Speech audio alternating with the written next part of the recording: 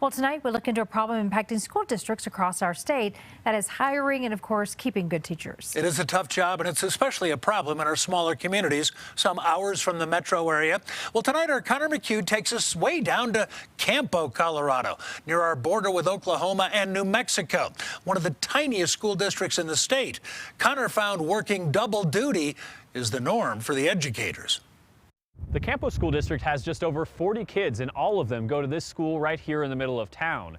Here, the biggest challenge is not just the day-to-day, it's keeping teachers for the long run. So that's what I want to know. It's first period at the Campo School, but Sabra Lovejoy is teaching students in a district 30 minutes away. I want to know what Ethan is doing. An hour from now, kids from her town will get their own history lesson too. It's just the start of a typical jam-packed day teaching multiple grades. There's blessings in a really small school. There's a lot of opportunities that we can provide. But for Lovejoy, who has a master's degree, there's also big challenges, like making ends meet. Why don't you bring that halter here? It's why years ago she started lambing, driving the school bus, and growing produce. I make $33,000 a year. I'm a widow with 2 kids, and so, we just have to make that extra income. And while housing is affordable, everything else here is not. That idea that you have a professional license and you still don't make enough money, I think is a problem. As one of the state's smallest districts, the starting salary here is around $27,000, making hiring and retention a major struggle. Last year, advertising, we just didn't even get any applications. Superintendent Nikki Johnson says the focus is now to develop rather than recruit, but more funding